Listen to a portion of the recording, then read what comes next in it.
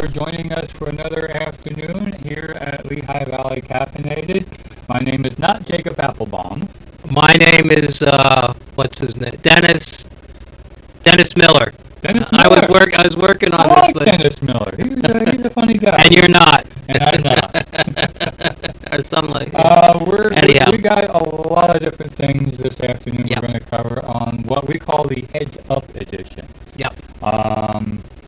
For example, the one heads up, one of the biggest heads up we'll talk about in a few moments is the story of Tor and how we believe that it's getting corrupted by political forces outside of it in order to discredit it.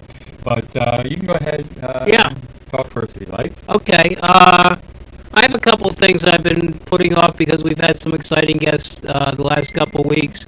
We're hopefully going to get another exciting guest next week, but we'll know more during the week. We're going to have a whole lineup of guests coming up Yes. between now and the coming election day. A lot of guests. This coming election day is turning out to be a serious WTF. Oh, you're talking about the presidential election. I was thinking Well, about I am talking about the presidential election. I mean, Yeah. it's serious WTF. I mean, it's the question of the kid taking a kitchen knife and either poking it in the top socket or poking it in the bottom socket. Well. The effect will be the same. Well, I'm a Hillary supporter because I was a Bernie supporter, and Bernie told me to support Hillary to support progressive candidates down ballot. So that's where I am. And have you heard whether Jill Stein got, whether she made the cutoff for the? I have not heard on that yet. Yeah. So. The cutoff date originally, I believe, was August 1st. Right. For people looking for Jill Stein to get her name on the ballot here in Pennsylvania, as well as Gary Johnson. I don't know whether he's going to be on the ballot yet either. Surprisingly enough, he's not.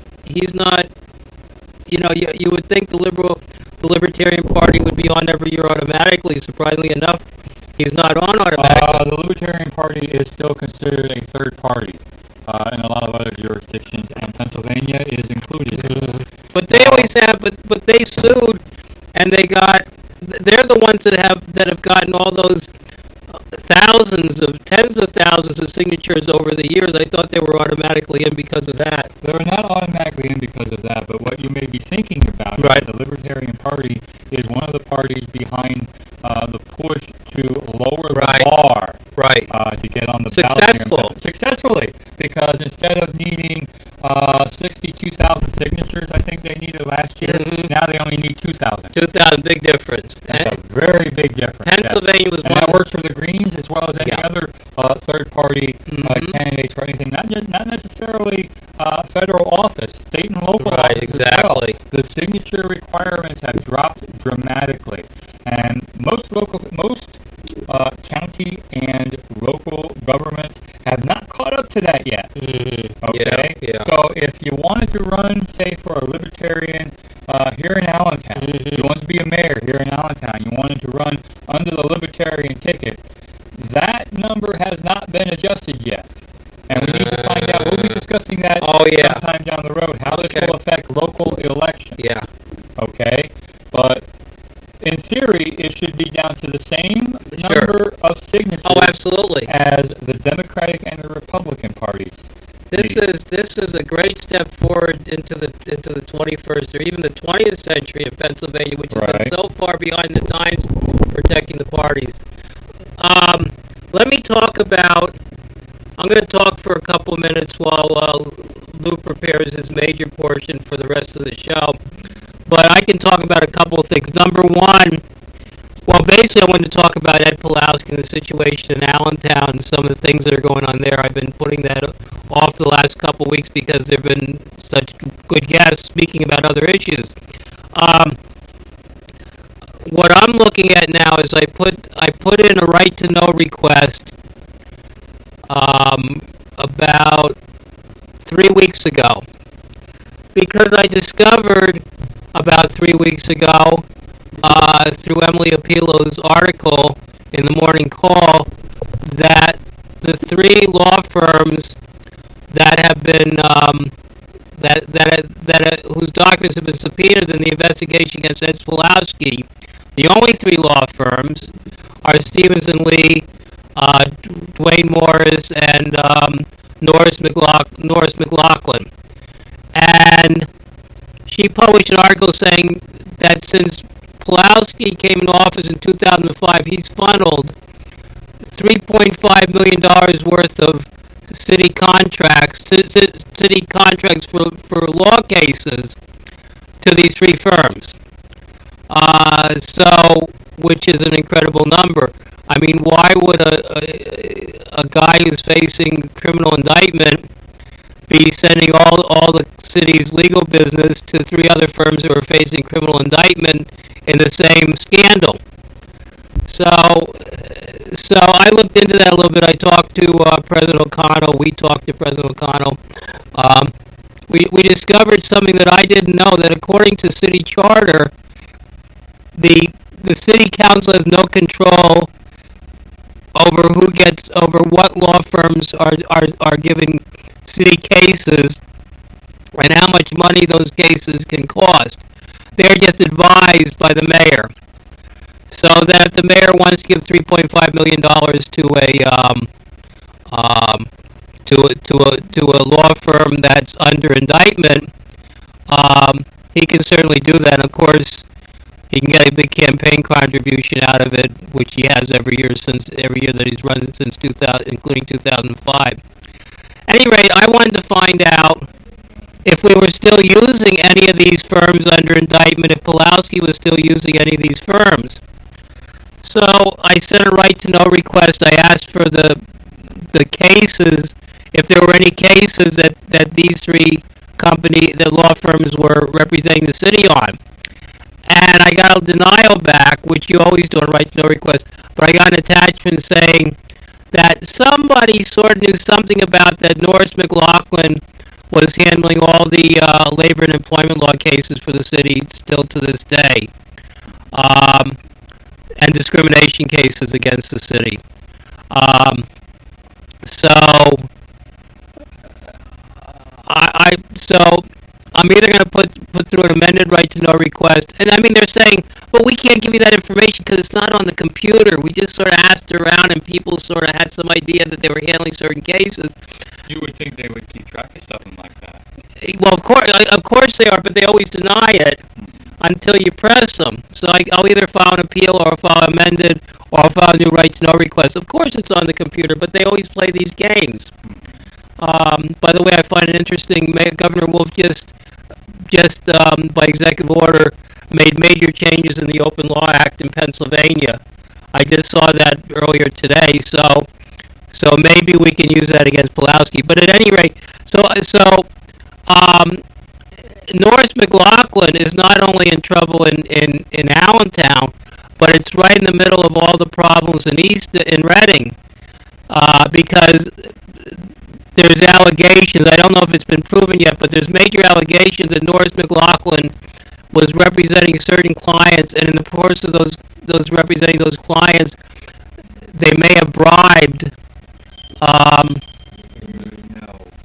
They may have bribed city council to try to knock out, try to overturn the most stringent, most reliable anti-corruption act in the state of Pennsylvania, probably in the country. They actually bribed officials to try to get that kicked out, so that they could still make campaign contributions to councilmen to get what they wanted. Mm-hmm. Norris McLaughlin also is the most interrelated firm in the city and the county. Aldrich Fuchek, who is the senior counsel for Norris McLaughlin, is not only on the ANISDA board, he's the chief counsel of Lehigh Valley Hospital. He's on the zoning board, which is probably a conflict of interest now, since Pat Brown's law said that you can't have duplicate personnel. Would be this if you work for the city, you can't work for ANISDA and vice versa. Right. He coded it in. I guess he wrote it in that they have to be divorced. And that's because positions have to be his word. and that's because he does whatever J.B. Riley wants, because J.B. Riley gives him big contribution. J.B. Riley wanted them divorced, not so much because they were afraid of the scandal in Allentown, in the city of Allentown, but for other reasons, which I'll go into probably next time. Okay. But yeah, but that's about the story, and I want to pursue this because I think when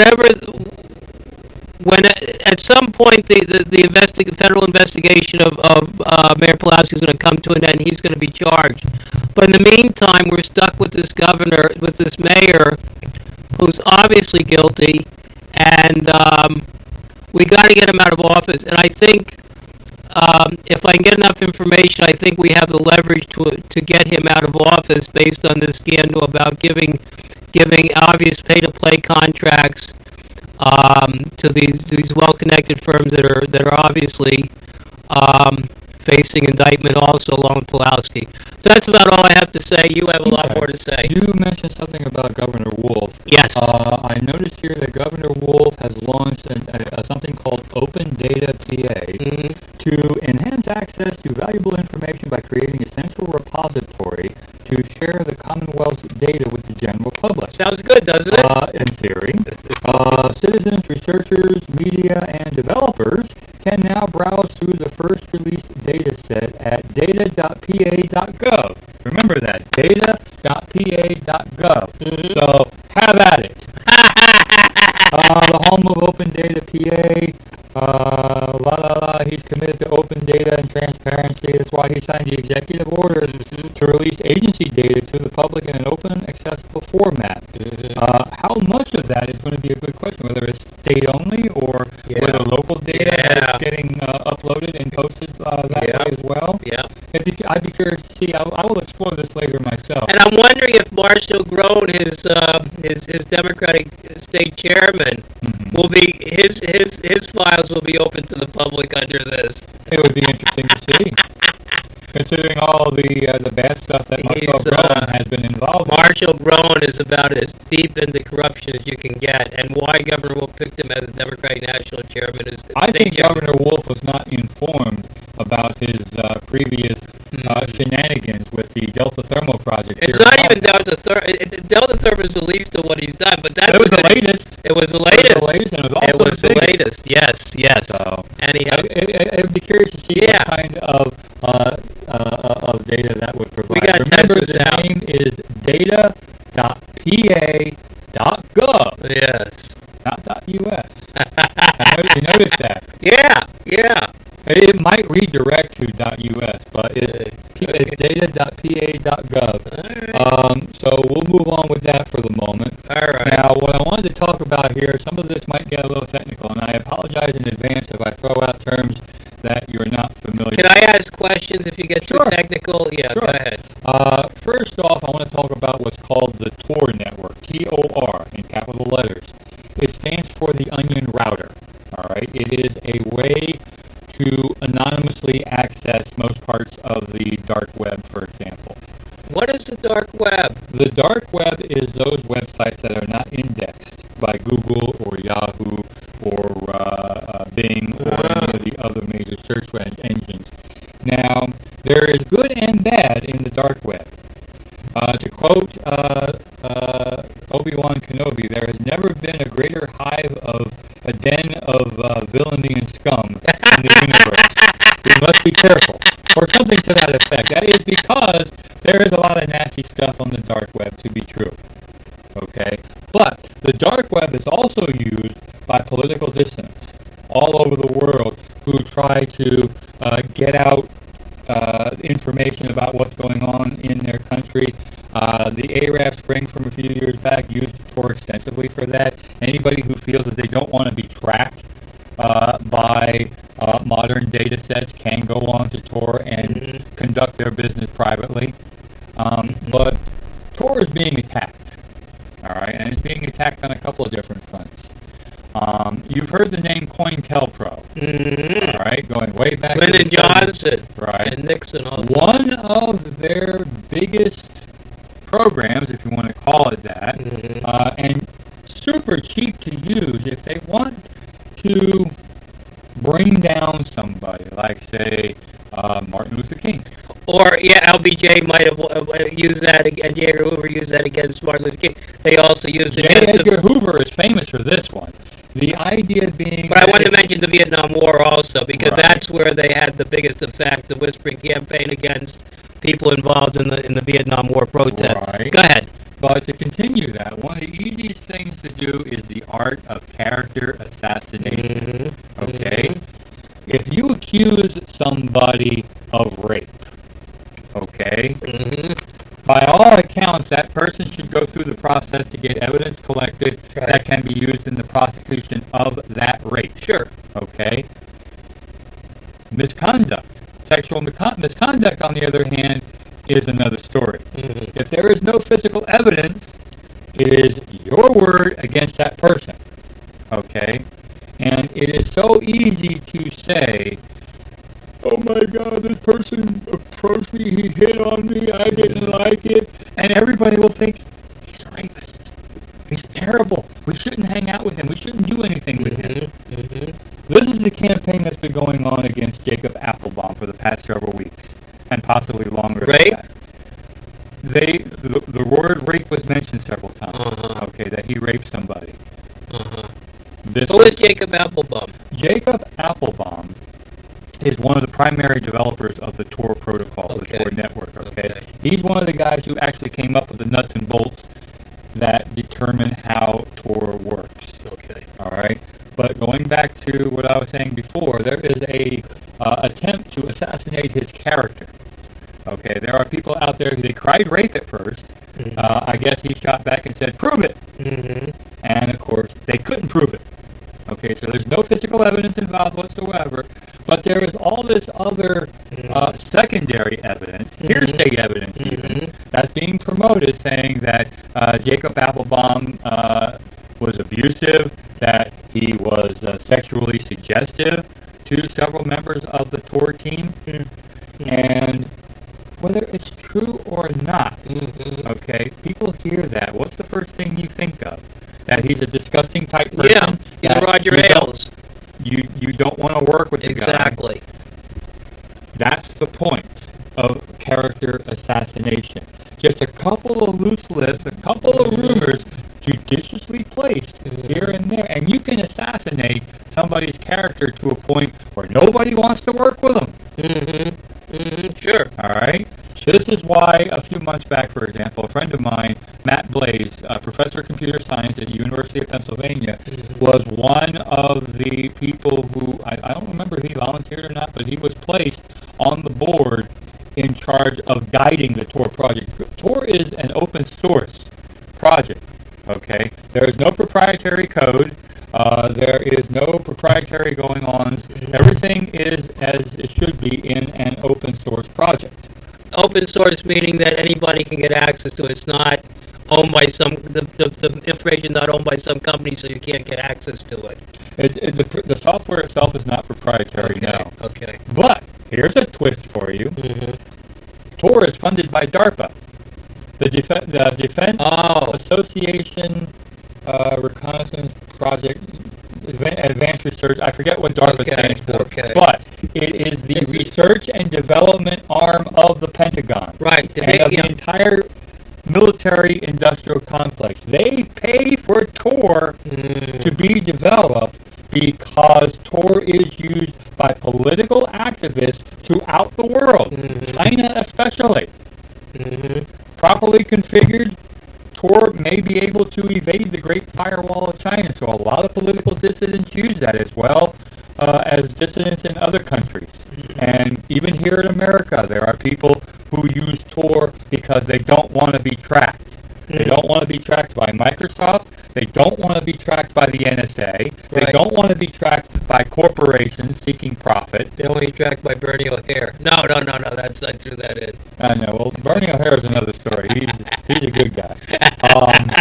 But that's how that works there. So it's already funded partially by the government.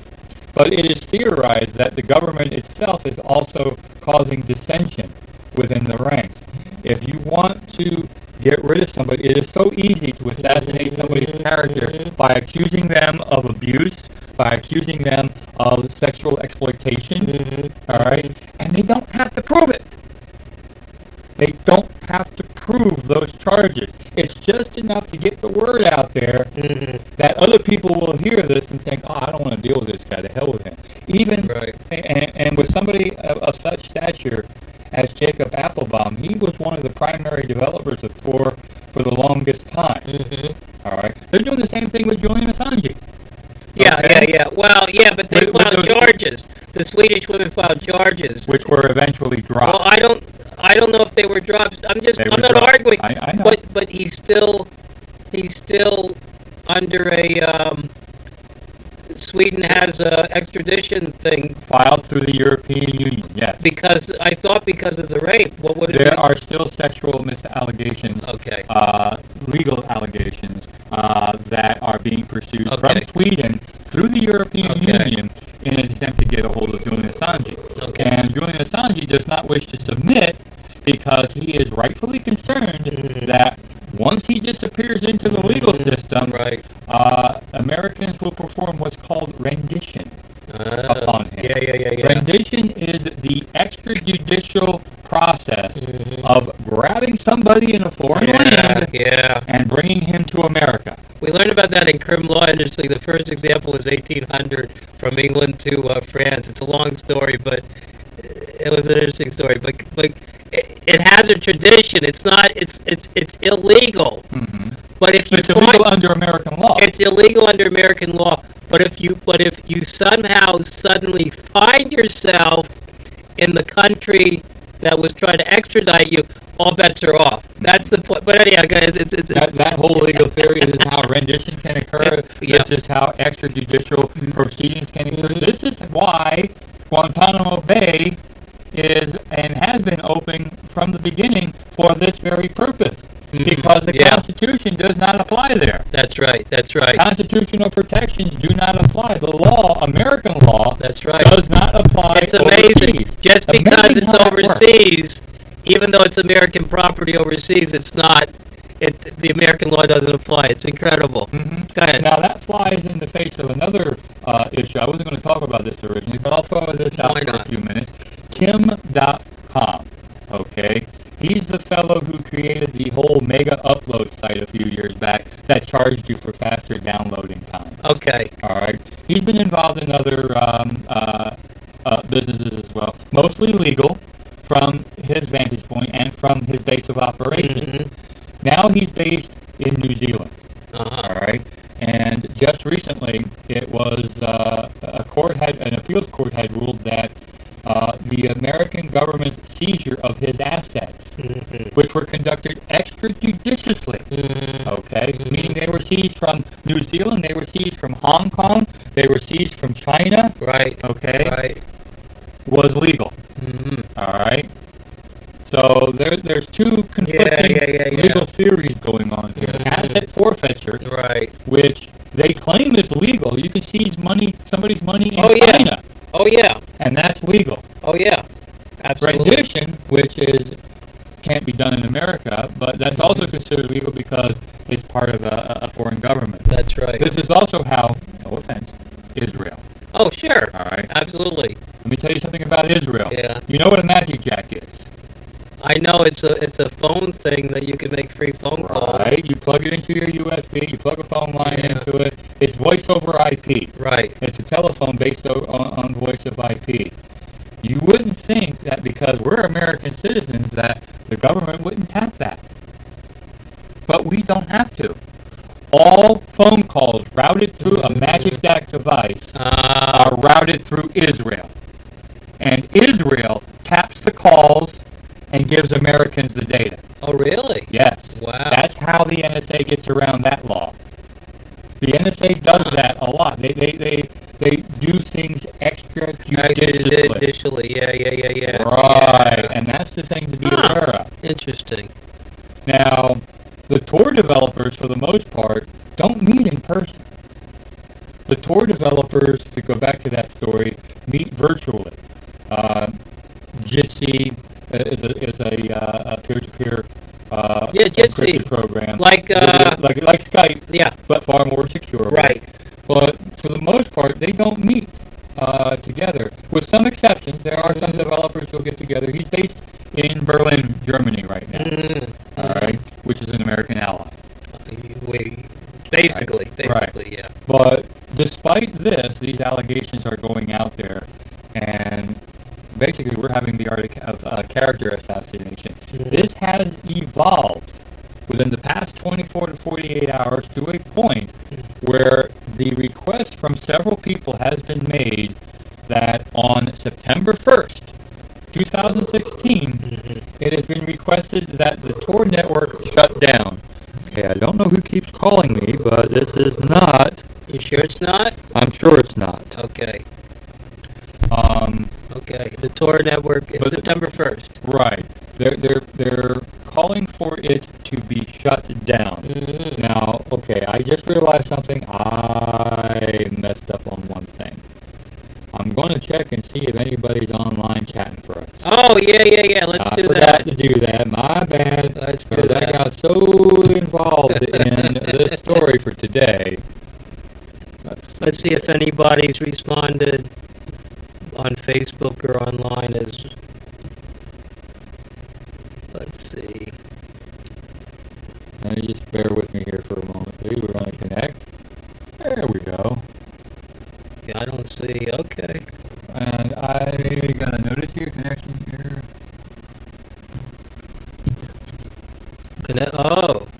Connection failed. Technical difficulties, people. Well, it doesn't look like we're going to get the.